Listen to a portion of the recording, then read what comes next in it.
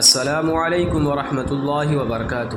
امام حسین کے قاتلوں اور گستاخوں سے خدائی انتقام۔ امام حاکم نے کئی سندوں سے ابو نعیم سے روایت کیا ہے کہ رسول اللہ صلی اللہ علیہ وسلم نے فرمایا کہ جبریل نے بتایا کہ اللہ تعالیٰ کا ارشاد ہے، میں نے یحییٰ بن زکریا کے خون کے بدلے میں 70,000 قتل کیے اور میں حسین بن علی کے خون کے بدلے میں بھی 70,000 قتل کروں گا۔ حضرت یحییٰ کے قتل ناحق کے بعد بنی اسرائیل میں فتنہ پھوٹ پڑا جس میں ہزاروں لوگ قتل ہوئے۔ اسی طرح امام حسین کے قتل ناحق کے بعد اب تک ہزاروں لوگ اسی حوالے سے قتل ہو چکے ہیں اور خدا جانے مزید کتنے ہوں گے۔ اس خون ریزی کا وبال ان لوگوں پر ہے جنہوں نے اپنے ذاتی اور سیاسی مفاد کے لیے ناحق قتل کیا۔ یوں تو ہر قتل ناحق سنگین جرم ہے، لیکن پیغمبر کا قتل سنگین جرم ترین ہوتا ہے۔ یہ براہ راست اللہ تعالیٰ کے ساتھ ٹکراؤ ہوتا ہے، اس لیے اس کی سزا بھی نہایت سنگین دی جاتی ہے۔ یہاں یہ بات قابل غور ہے کہ اللہ تعالیٰ نے حضرت حسین رضی اللہ عنہ کے خون کو پیغمبر کے خون کی حرمت عطا فرمائی، اس لیے کہ اپنے عہد میں آپ ہی سیدنا خاتم الانبیاء صلی اللہ علیہ وسلم کے سچے وارث اور شبیہ تھے۔ اس روایت سے امام حسین رضی اللہ عنہ کی عظمت شان بھی واضح ہوتی ہے۔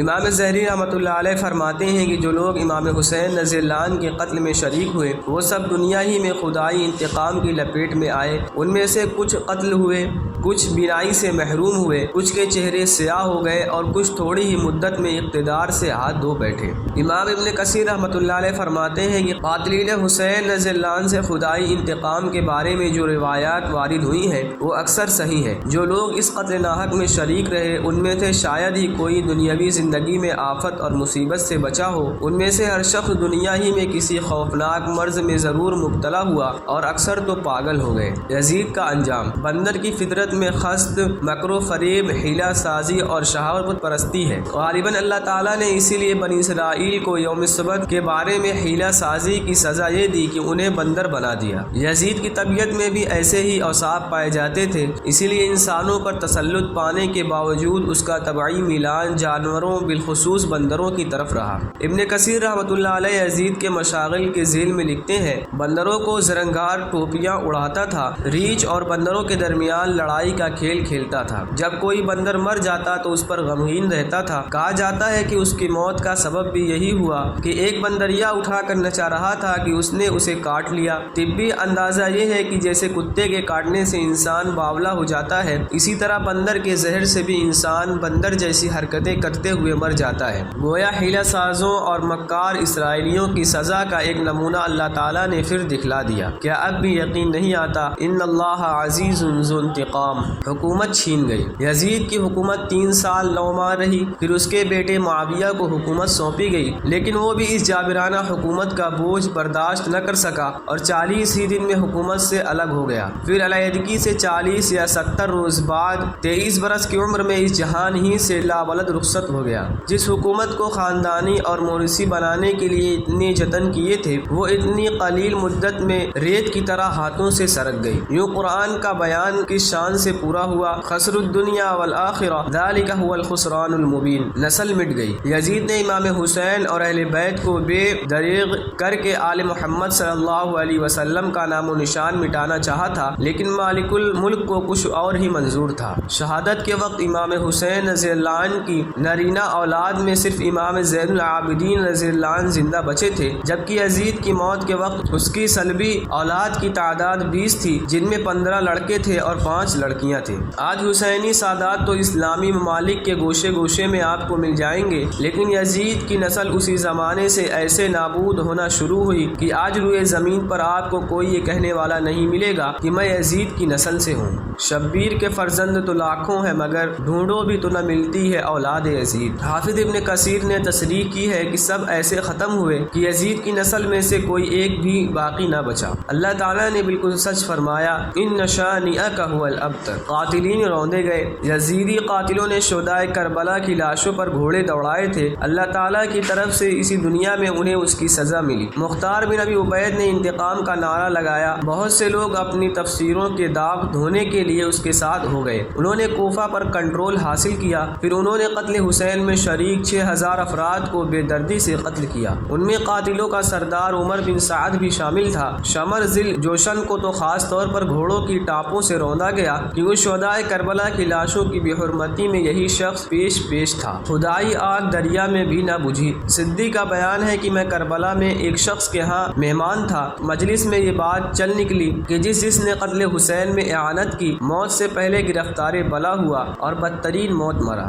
میزبان نے کہا بالکل غلط ہے، میں بھی شریک تھا، مجھے تو کچھ نہیں ہوا۔ یہ شخص آخر شب چراغ درست کرنے کے لیے اٹھا، چراغ درست کر رہا تھا کہ آگ نے اسے پکڑ لیا۔ آگ چلاتے ہوئے دریائے فرات میں چھلانگ لگا دی، لیکن آگ دریا میں بھی نہ بجھی، آخر مر گیا۔ صدیق کہتے ہیں کہ واللہ میں نے اسے دیکھا، لگتا تھا جیسے کوئلہ ہے، پیاس نہیں بجھتی تھی۔ شہادت سے 3 دن پہلے امام حسین رضی اللہ عنہ اور اصحاب پر پابندی کرنے کا حکم جاری ہوا۔ کیا ستم ہے کہ جس رسول رحمت صلی اللہ علیہ وسلم نے ذبح سے پہلے جانور کو پانی پلانے کی تلقین فرمائی، اس کی امت نے اسی کی اولاد پر قتل سے پہلے پانی بند کر دیا۔ عبداللہ بن ابی حسین ازدی آیا اور بڑی سرمستی سے امام حسین سے کہا، حسین دیکھتے ہو پانی ہے، گویا وسط آسمانی ہے، واللہ اس سے ایک قطرہ بھی نہیں چکھے گا حتیٰ کہ پیاسا مرے گا۔ اس پر امام حسین رضی اللہ عنہ نے فرمایا، اے اللہ اسے پیاسا مار اور اسے کبھی نہ بخشنا۔ حمید بن مسلم کا بیان ہے، اس واقعے کے بعد وہ بیمار پڑ گیا، میں عیادت کے لیے گیا، قسم ہے اس اللہ کی جس کے سوا کوئی الہی نہیں، میں نے اسے دیکھا کہ پانی پیے جاتا تھا، پھر قے کر دیتا تھا، پھر پینے لگتا تھا، پیٹ بھر جاتا تھا لیکن پیاس نہیں بجھتی تھی۔ یہی اس کا حال رہا یہاں تک کہ اس کی جان نکل گئی۔ بد دعا کے نتیجے میں دنیاوی سزا پوری ہوئی، آخروی سزا بھی انشاءاللہ مل کر رہے گی۔ مجھے پیاس نے مار ڈالا۔ امام حسین رضی اللہ عنہ کا لشکر جب مغلوب ہوا تو آپ گھوڑے پر سوار ہو کر فرات کی جانب چلے۔ ایک یحانی چیخا، تمہیں کیا ہوا؟ حسین اور پانی کے درمیان حائل ہو جاؤ۔ چنانچہ وہ اپنا گھوڑا بڑھا کر ساتھیوں سمیت رکاوٹ بن گیا۔ امام حسین رضی اللہ عنہ نے دعا کی، اے اللہ اسے پیاسا رکھ۔ پانی نے تیر نکالا اور امام حسین کے گلے میں پیوست کر دیا۔ امام حسین رضی اللہ عنہ نے تیر کھینچ کر نکال دیا، پھر اپنے ہاتھ پھیلائے تو وہ خون سے بھر گئے۔ اس موقع پر امام حسین نے دعا کی، اے اللہ تیرے نبی کی بیٹی کے بیٹے سے جو سلوک کیا جا رہا ہے اس کی تجھی سے شکایت کرتا ہوں۔ تھوڑی ہی مدت گزری تھی کہ اللہ نے اس پر پیاس اڑیل دی۔ قاسم بن اسبغ کہتے ہیں کہ میں نے دیکھا کہ ٹھنڈا شربت، دودھ بھرے پیالے اور پانی کے مٹکے اس سے قریب دھرے ہوتے تھے اور وہ کہتا رہا ہوتا تھا، کم وقتوں مجھے پلاؤ، مجھے پیاس نے مار ڈالا۔ اتنا بڑا پیالہ جس سے ایک گھر والے سیر ہو سکتے تھے اسے پلایا جاتا، لیکن جو ہی پیالہ منہ سے ہٹاتے تڑپنے لگتا، کہتا کم وقتوں مجھے پلاؤ، مجھے پیاس نے مار ڈالا۔ واللہ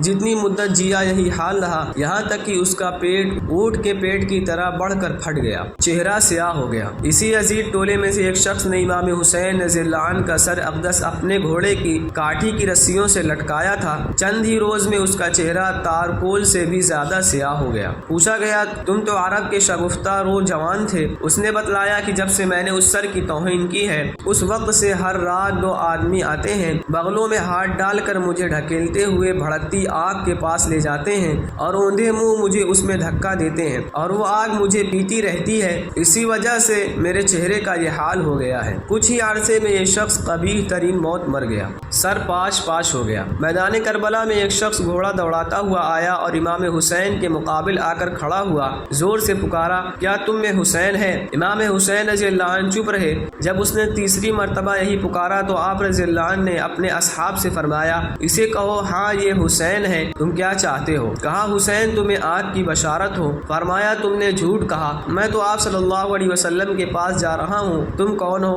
بولا ابن حوزہ۔ امام حسین رضی اللہ عنہ نے سن کر اپنے ہاتھ اتنے اوپر اٹھائے کہ ہمیں کپڑوں کے اوپر سے بغلوں کی سفیدی نظر آنے لگی۔ پھر آپ رضی اللہ عنہ نے اس کے نام کی مناسبت سے دعا کی، اے اللہ اسے آگ میں داخل فرما۔ ابن حوزہ نے تیش میں آ کر آپ رضی اللہ عنہ کی جانب گھوڑے کو ایڑ لگائی۔ درمیان میں ایک نہر تھی، گھوڑا بدکا، اس کا پاؤں رکاب میں پھنس گیا اور خود نیچے آ گیا۔ اب گھوڑا جو بھاگا تو اسے بھی گھسیٹتے ہوئے ساتھ لے گیا۔ اسی بھاگ دوڑ میں اس کا سر پتھر اور درختوں کے تنوں سے ٹکراتا رہا، یہاں تک کہ مر گیا۔ یہی دماغ تھا جو بغض اہل بیت سے بھرا اور سڑا ہوا تھا۔ فوری سزا یہ ملی کہ اپنی ہی سواری نے اللہ کے حکم کے تحت اسے پتھروں سے ٹکرا کر پاش کر دیا۔ آخرت میں کیسی سزا ملے گی اللہ ہی بہتر جانتا ہے۔ فقر و شر کا شکار ہو گیا۔ مالک بن نصیر نے امام حسین رضی اللہ عنہ پر تلوار سے حملہ کیا تھا۔ آپ رحمۃ اللہ علیہ لمبی ٹوپی پہنے ہوئے تھے، تلوار ٹوپی کاٹ کر سر مبارک تک پہنچ گئی اور ٹوپی خون سے بھر گئی۔ اس وقت امام حسین حسین نے فرمایا تھا اس کے بدلے کھا سکے نہ پی سکے اور اللہ تیرا حشر ظالموں کے ساتھ کرے۔ اس کے ساتھیوں کا بیان ہے کہ اس کے بعد وہ فقر و شر میں مبتلا رہا یہاں تک کہ موت نے آ دبوچا، خدائی چھری نے گستاخ امام حسین کا بھیجا چاٹ لیا۔